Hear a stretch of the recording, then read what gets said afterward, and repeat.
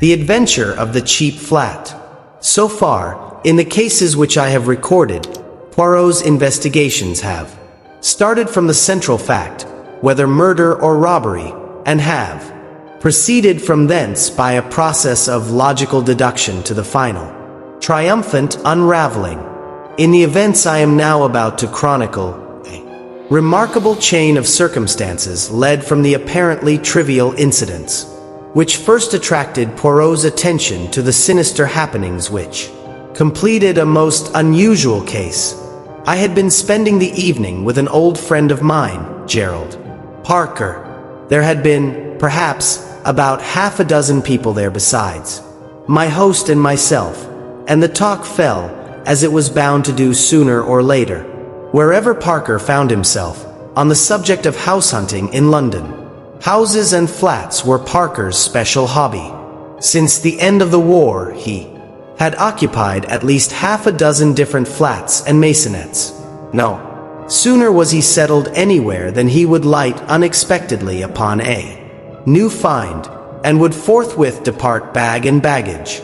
His moves were nearly always accomplished at a slight pecuniary gain, for he had a shrewd business head, but it was sheer love of the sport that actuated him, and not a desire to make money at it.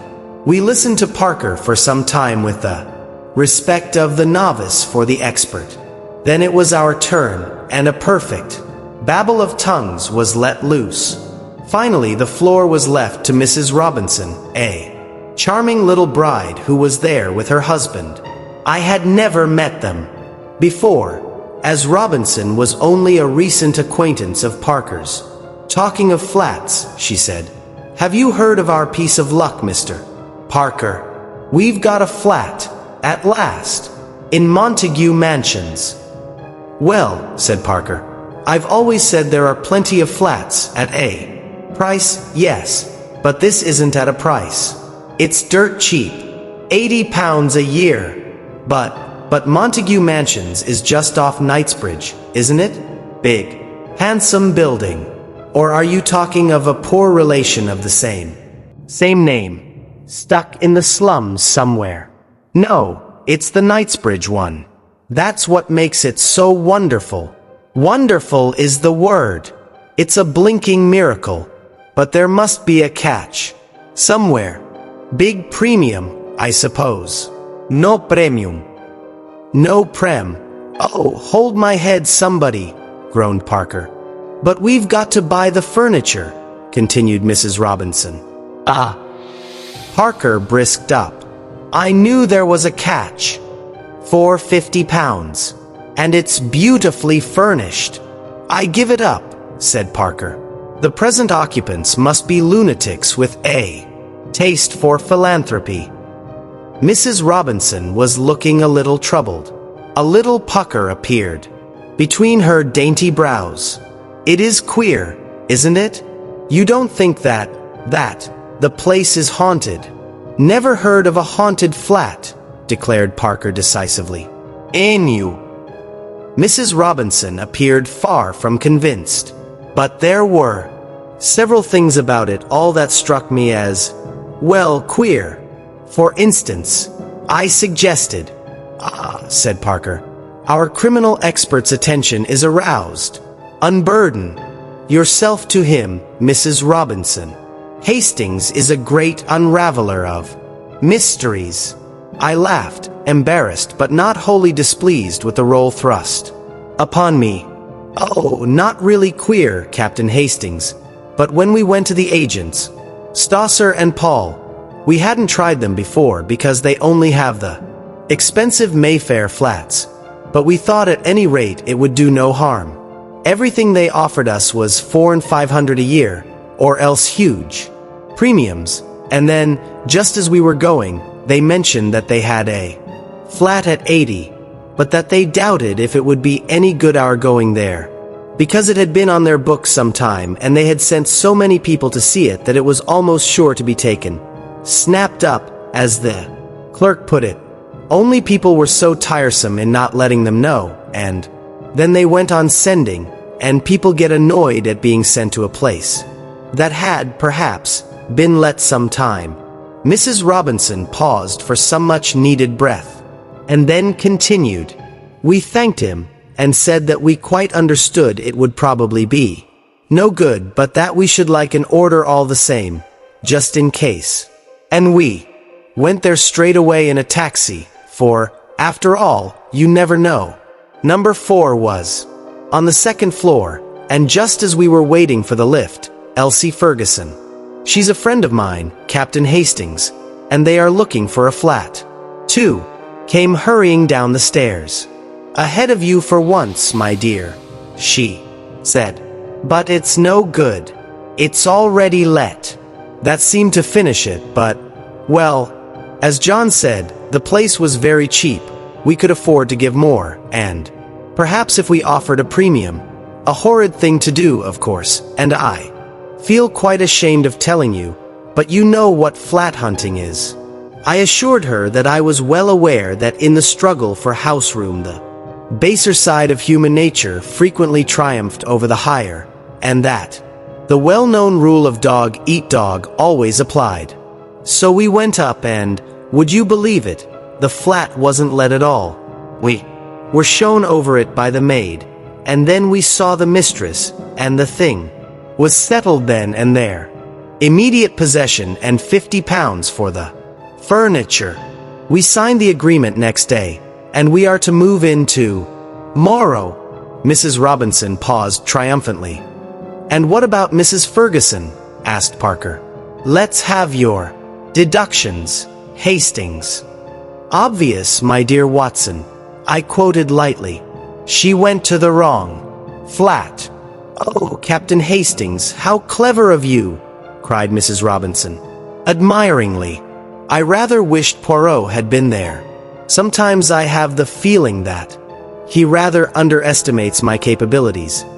The whole thing was rather amusing, and I propounded the thing as a mock problem to Poirot on the following morning. He seemed interested, and questioned me rather narrowly as to the rents of flats in various localities. "A curious story," he said thoughtfully. "Excuse me, Hastings, I must take a short stroll." When he returned about an hour later, his eyes were gleaming with a peculiar excitement. He laid his stick on the table and brushed the nap of his hat with his usual tender care before he spoke.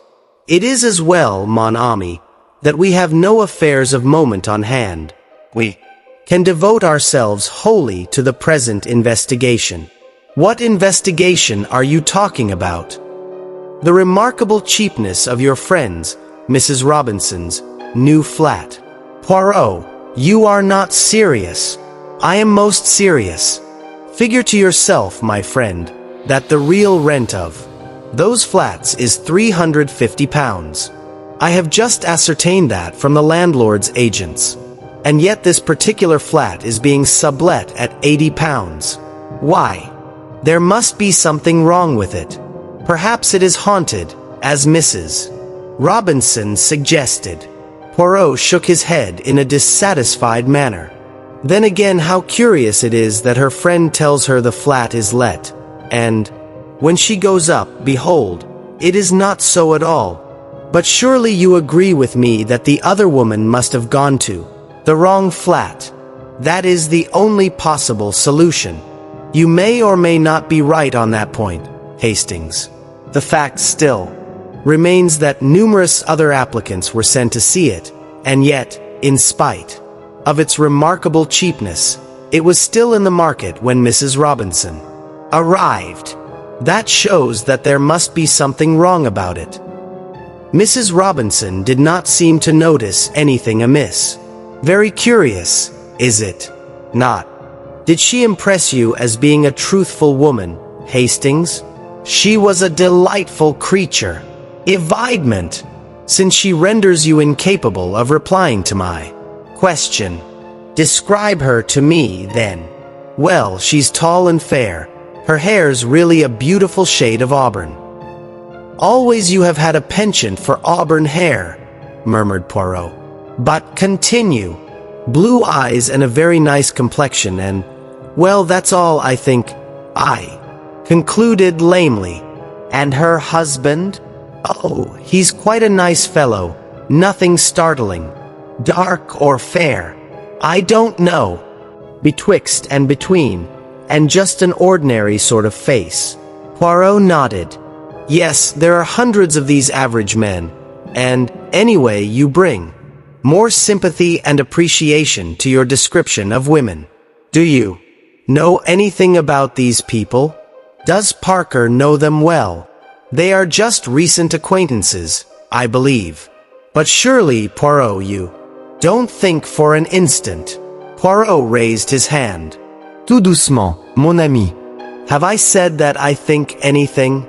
All I say is, it is a curious story, and there is nothing to throw light upon it, except, perhaps the lady's name, Hastings. Her name is Stella, I said stiffly, but I don't see. Poirot interrupted me with a tremendous chuckle. Something seemed to be amusing him vastly. And Stella means a star, does it not? Famous. What on earth? And stars give light. Voilà. Calm yourself, Hastings. Do not put on that air of injured dignity. Come, we will go to Montagu Mansions and make a few inquiries. I accompanied him, nothing loath. The mansions were a handsome block of buildings in excellent repair. A uniformed porter was sunning himself on the threshold, and it was to him that Poirot addressed himself. Pardon, but could you tell me if a Mr. and Mrs. Robinson reside here? The porter was a man of few words, and apparently of a sour or suspicious disposition. He hardly looked at us and grunted out, Número 4. Second floor. I thank you. Can you tell me how long they have been here? 6 months. I started forward in amazement, conscious as I did so of Poirot's malicious grin. Impossible, I cried. You must be making a mistake. 6 months. Are you sure? The lady I mean is tall and fair with reddish gold hair and... That's her, said the porter. Come in the Michaelmas quarter, they did. Just 6 months ago. He appeared to lose interest in us and retreated slowly up the hall. Followed Poirot outside. Eh bien, Hastings? My friend demanded slyly. Are you so sure? That delightful women always speak the truth. I did not reply. Poirot had steered his way into Brompton Road before I asked him what he was going to do and where we were going. To the house agent's, Hastings. I have a great desire to have a flat in Montagu Mansions. If I am not mistaken, several interesting things will take place there before long. We were fortunate in our quest.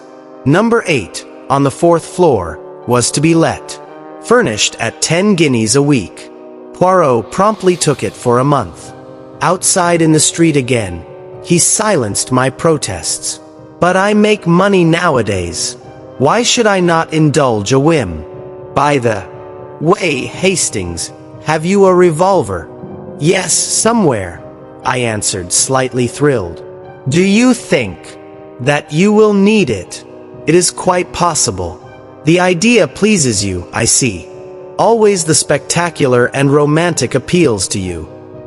The following day saw us installed in our temporary home. The flat was pleasantly furnished. It occupied the same position in the building as that of the Robinsons, but was 2 floors higher. The day after our installation was a Sunday. In the afternoon, Poirot left the front door ajar and summoned me hastily as a bang reverberated from somewhere below. Look over the banisters. Are those your friends? Do not let them see you. I craned my neck over the staircase. That's them, I declared in an ungrammatical whisper. Good. Wait a while. About half an hour later, a young woman emerged in brilliant and varied clothing. With a sigh of satisfaction, Poirot tiptoed back into the flat. C'est ça. After the master and mistress, the maid. The flat should now be empty. What are we going to do? I asked uneasily. Poirot had trotted briskly into the scullery and was hauling at the rope of the coal lift. We are about to descend after the method of the dustbins, he explained cheerfully. No one will observe us. The Sunday concert, the Sunday afternoon out, and finally the Sunday nap after the Sunday dinner of England, Le Rosbif. All these will distract attention from the doings of Hercule Poirot. Come, my friend. He stepped into the rough wooden contrivance, and I followed him. Gingerly. Are we going to break into the flat? I asked dubiously. Poirot's answer was not too reassuring. Not precisely today, he replied. Pulling on the rope, we descended slowly till we reached the second floor. Poirot uttered an exclamation of satisfaction as he perceived that the wooden door into the scullery was open. You observe. Never do they bolt these doors in the daytime. And yet, anyone could mount or descend as we have done. At night, yes, though not always then, and it is against that we are going to make provision. He had drawn some tools from his pocket as he spoke, and at once set deftly to work, his object being to arrange the bolt so that it could be pulled back from the lift. The operation only occupied about 3 minutes. Then, Poirot returned the tools to his pocket, and we reascended once more to our own domain. On Monday Poirot was out all day, but when he returned in the evening, he flung himself into his chair with a sigh of satisfaction. Hastings, shall I recount to you a little history? A story after your own heart, and which will remind you of your favorite cinema. Go ahead, I laughed. I presume that it is a true story, not one of your efforts of fancy. It is true enough. Inspector Japp of Scotland Yard will vouch for its accuracy, since it was through his kind offices that it came to my ears. Listen, Hastings. A little over 6 months ago, some important naval plans were stolen from an American government department. They showed the position of some of the most important harbor defenses and would be worth a considerable sum to any foreign government, that of Japan, for example.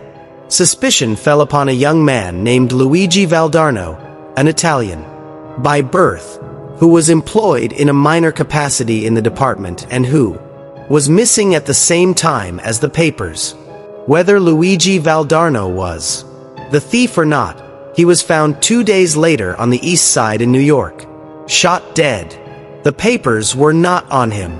Now for some time past Luigi Valdarno had been going about with a Miss Elsa Hart, a young concert singer who had recently appeared and who lived with a brother in an apartment in Washington. Nothing was known of the antecedents of Miss Elsa Hart, and she disappeared suddenly about the time of Valdarno's death. There are reasons for believing that she was in reality an accomplished international spy who has done much nefarious work under various aliases. The American Secret Service, whilst doing their best to trace her, also kept an eye upon certain insignificant Japanese gentlemen living in Washington. They felt pretty certain that, when Elsa Hart had covered her tracks sufficiently, she would approach the gentleman in question.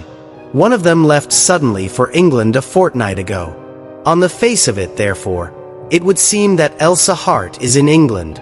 Poirot paused, and then added softly, the official description of Elsa Hart is height 5 feet 7, eyes blue, hair auburn, fair complexion, nose straight, no special distinguishing marks. Mrs. Robinson, I gasped. Well, there is a chance of it anyhow, amended Poirot. Also, I learn that a swarthy man, a foreigner of some kind, was inquiring about the occupants of number 4 only this morning. Therefore, mon ami, I fear that you must forswear your beauty sleep tonight, and join me in my all-night vigil. In the flat below, armed with that excellent revolver of yours, bien. Entendu. Rather, I cried with enthusiasm. When shall we start? The hour of midnight is both solemn and suitable, I fancy. Nothing is likely to occur before then. At 12 o'clock precisely, we crept cautiously into the coal lift and lowered ourselves to the second floor. Under Poirot's manipulation, the wooden door quickly swung inwards, and we climbed into the flat. From the scullery we passed into the kitchen, where we established ourselves comfortably in 2 chairs with the door into the hall ajar. Now we have but to wait, said Poirot contentedly, closing his eyes. To me, the waiting appeared endless. I was terrified of going to sleep, just when it seemed to me that I had been there about 8 hours, and had, as I found out afterwards, in reality been exactly 1 hour and 20 minutes. A faint scratching sound came to my ears. Poirot's hand touched Mine. I rose, and together we moved carefully in the direction of the hall. The noise came from there. Poirot placed his lips to my ear. Outside the front door. They are cutting out the lock. When I give the word, not before, fall upon him from behind and hold him fast. Be careful. He will have a knife. Presently there was a rending sound, and a little circle of light appeared through the door. It was extinguished immediately, and then the door was slowly opened. Poirot and I flattened ourselves against the wall. I heard a man's breathing as he passed us. Then he flashed on his torch, and as he did so, Poirot hissed in my ear, Allez. We sprang together. Poirot with a quick movement enveloped the intruder's head with a light woolen scarf whilst I pinioned his arms. The whole affair was quick and noiseless. I twisted a dagger from his hand, and, as Poirot brought down the scarf from his eyes, whilst keeping it wound tightly round his mouth, I jerked up my revolver where he could see it and understand that resistance was useless. As he ceased to struggle, Poirot put his mouth close to his ear and began to whisper rapidly. After a minute the man nodded. Then, enjoining silence with a movement of the hand, Poirot led the way out of the flat and down the stairs. Our captive followed, and I brought up the rear with the revolver. When we were out in the street, Poirot turned to me. There is a taxi waiting just round the corner. Give me the revolver. We shall not need it now. But if this fellow tries to escape, Poirot smiled. He will not. I returned in a minute with the waiting taxi. The scarf had been unwound from the stranger's face, and I gave a start of surprise. He's not a Jap, I ejaculated in a whisper to Poirot. Observation was always your strong point, Hastings. Nothing escapes you. No, the man is not a Jap. He is an Italian. We got into the taxi, and Poirot gave the driver an address in Street John's Wood. I was by now completely fogged. I did not like to ask Poirot where we were going in front of our captive, and strove in vain to obtain some light upon the proceedings. We alighted at the door of a small house standing back from the road. Returning wayfarer, slightly drunk, was lurching along the pavement and almost collided with Poirot, who said something sharply to him which I did not catch. All 3 of us went up the steps of the house. Poirot rang the bell and motioned us to stand a little aside. There was no answer, and he rang again and then seized the knocker, which he plied for some minutes vigorously.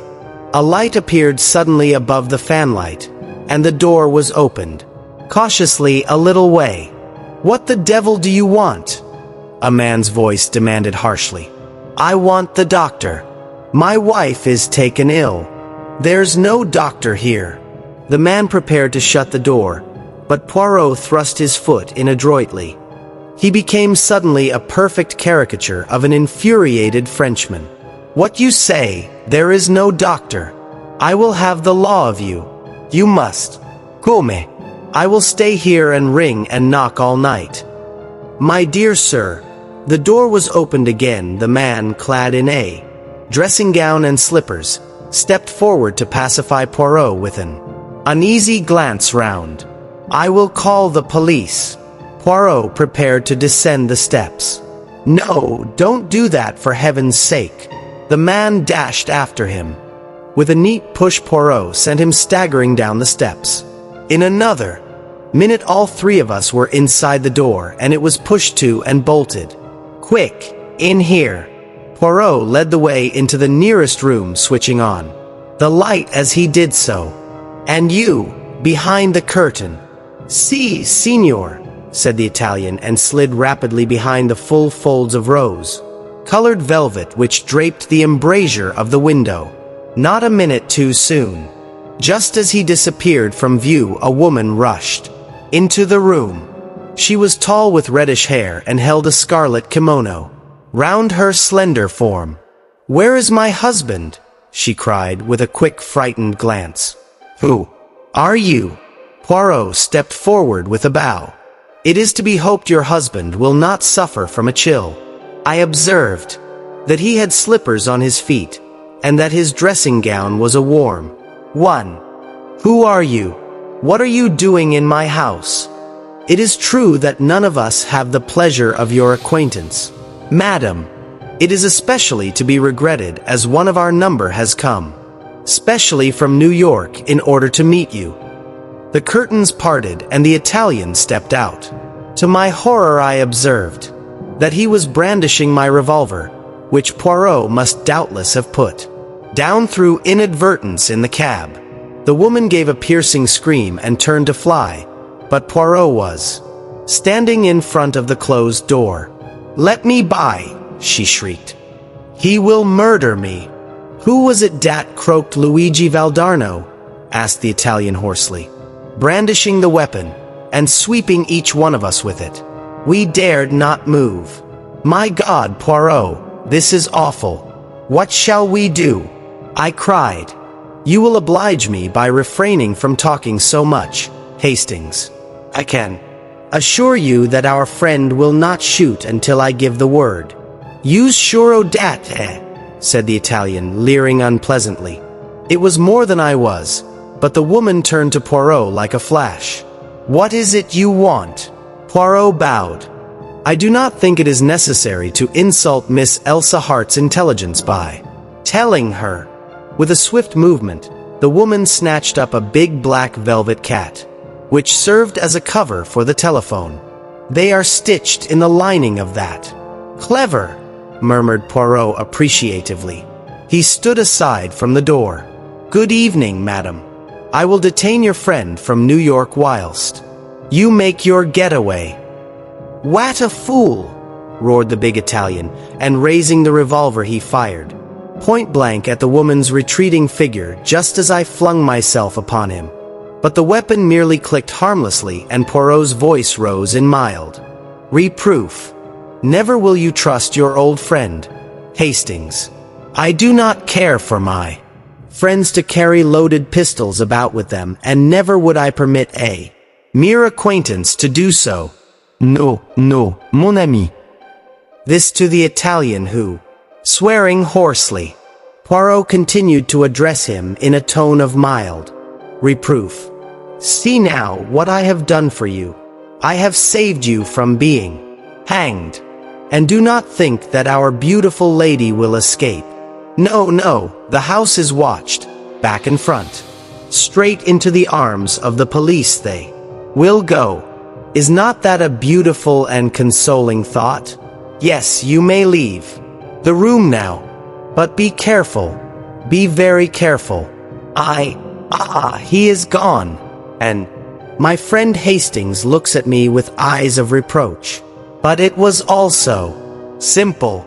It was clear from the first that out of several hundred, probably, applicants for number 4, Montagu Mansions, only the Robinsons were considered suitable. Why, what was there that singled them out from the rest? At practically a glance, their appearance, Possibly, but it was not so. Unusual. Their name, then. But there's nothing unusual about the name of Robinson, I cried. It's quite a common name. Ah, sapristi, but exactly. That was the point. Elsa Hart and her husband or brother or whatever he really is, come from New York and take a flat in the name of Mr. and Mrs. Robinson. Suddenly they learn that one of these secret societies, the Mafia or the Camorra, to which doubtless Luigi Valdarno belonged, is on their track. What do? They hit on a scheme of transparent simplicity. Evidently they knew that their pursuers were not personally acquainted with either of them. What then can be simpler? They offer the flat at an absurdly low rental. Of the thousands of young couples in London looking for flats, there cannot fail to be several Robinsons. It is only a matter of waiting. If you will look at the name of Robinson in the telephone directory, you will realize that a fair-haired Mrs. Robinson was pretty sure to come along sooner or later. Then what will happen? The Avenger arrives. He knows the name. He knows the address. He strikes. All is over. Vengeance is satisfied. And Miss Elsa Hart has escaped by the skin of her teeth once more. By the way, Hastings, you must present me to the real Mrs. Robinson, that delightful and truthful creature. What will they think when they find their flat has been broken into? We must hurry back. Ah, that sounds like Jap and his friends arriving. A mighty tattoo sounded on the knocker. How did you know this address? I asked as I followed Poirot out into the hall. Oh, of course, you had the first Mrs. Robinson followed when she left the other flat. À la bonne heure, Hastings. You use your gray cells at last. Now for a little surprise for Jap. Softly unbolting the door, he stuck the cat's head round the edge and ejaculated a piercing meow.